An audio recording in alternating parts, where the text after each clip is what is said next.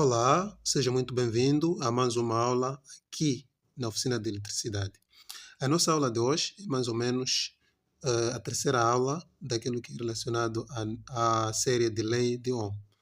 Então, como nós temos aqui vindo a desenvolver as aulas explicativas desses elementos da Lei de Ohm, temos aqui hoje, vamos falar acerca da resistência elétrica. Na primeira aula nós falamos de tensão elétrica. A segunda aula falamos de corrente elétrica e nesta aula nós vamos explicar com detalhe o que seria resistência elétrica. Então, a lei de Ohm diz que tensão é igual a resistência vezes a corrente. Lembre-se, esses elementos são elétricos. Então, aqui seria tensão elétrica igual a resistência elétrica vezes a corrente elétrica. Para nós detalharmos acerca da resistência, primeiro vamos recapitular as nossas aulas sobre tensão e sobre corrente. Então, venha comigo.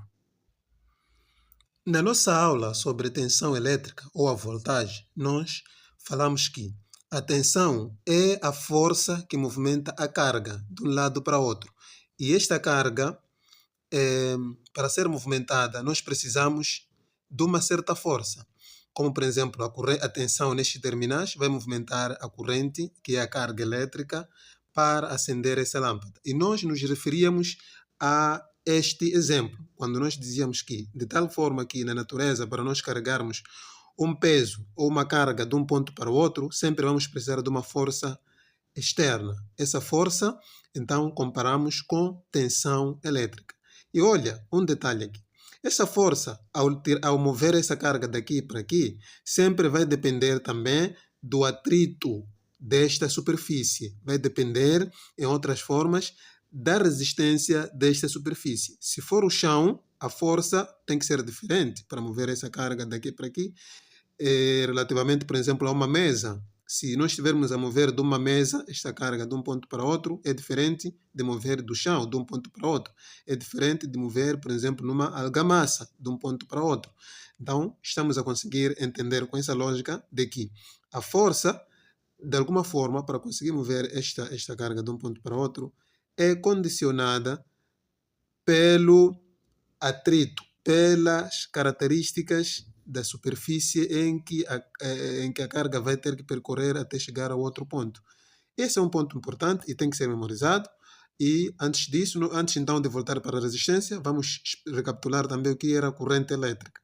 Ao falarmos acerca da corrente elétrica, nós nos referimos primeiro dos átomos. Introduzimos o conceito do átomo, onde falamos do núcleo, onde falamos do eletrão, onde falamos do próton e onde falamos também do neutrão. E nós dizíamos que em cada matéria, incluindo o cabo elétrico, é composto por um conjunto de átomos. Então, esse conjunto de átomos, entendemos que dentro de cada átomo encontramos os eletrões, que são o elemento que aqui nos interessa. Então, nós dizíamos que a corrente elétrica seriam esses eletrões a se mover. O conjunto desses eletrões é movimento. E nós diríamos que, neste cabo, se nós aplicarmos uma força elétrica aqui nos terminais, que é a tensão, então os eletrões vão se mover deste ponto para este, tendo assim o fluxo de corrente elétrica. Nesta figura, nós ilustramos um exemplo prático de como é que a corrente elétrica funciona. Dizíamos que a corrente elétrica é conjunto de cargas que se movem de um ponto para outro em função de um determinado tempo. Então, nós já ilustramos aqui um exemplo onde mostramos que esse cabo tem eletrões dentro, este cabo também tem eletrões dentro. Este aqui, digamos, é o segundo ponto. Aqui temos a força elétrica, que é a tensão de uma bateria. Então, se esta força elétrica for aplicada nos terminais desses cabos, os eletrões vão se movimentar deste ponto para este ponto, que é a carga. Desta forma, nós teremos o fluxo da corrente elétrica. Mas olha, de tal forma que nós explicamos lá, ao movimentar uma carga mecânica, sempre vai depender do meio onde nós estamos a mover a carga. Então, para o nosso caso aqui não é diferente. Dependendo do tipo de cabo, do tipo de condutor que nós estamos a usar para mover a carga elétrica de um ponto para outro, então vamos ter que aplicar tensão diferente aqui. Se nós, por exemplo, estivermos a usar cobre para movermos uma quantidade de carga daqui para aqui, vai ser uma tensão diferente que, por exemplo, se nós estivermos a usar alumínio para mover a mesma quantidade de carga daqui para aqui. E o que condiciona esta quantidade de carga? é a resistência elétrica. O que significa, por exemplo, este cabo, se for de cobre, teria resistência diferente se fosse de alumínio, se fosse de chumbo, se fosse de ouro e se fosse de outros tipos de condutores.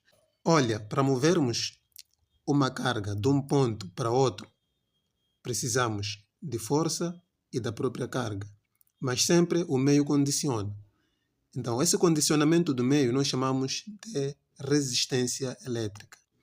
Para movermos carga ao longo de um cabo, de um ponto para outro, sempre vai depender da força que nós aplicamos, da quantidade da carga que queremos movimentar e do tipo de cabo que nós estamos a usar. Então, aí dentro do cabo temos a resistência elétrica. A resistência elétrica seria, por outra forma, quantidade de eletrões que estão disponíveis lá no cabo para poder se mover de um ponto para outro. Quanto maior for a quantidade de eletrões, então dizemos que tem pouca resistência. Quanto menor for a quantidade de eletrões livres para se mover de um lado para outro, então dizemos que o cabo tem muita resistência. Por outro, a resistência elétrica, através da lei de Ohm, esta, que é a segunda lei de Ohm, que caracteriza a resistência elétrica, é apresentada por: a resistência elétrica é igual à resistividade elétrica vezes o comprimento do condutor. Essa resistividade elétrica é do próprio condutor que está a ser usado. Este comprimento é do condutor. Isto é a secção transversal, ou seja, a área do cabo. Para diferentes tipos de condutores, nós temos diferente tipo de resistividade. Como podemos ver aqui, está a nos dizer que a resistividade de cobre é diferente da resistividade do alumínio.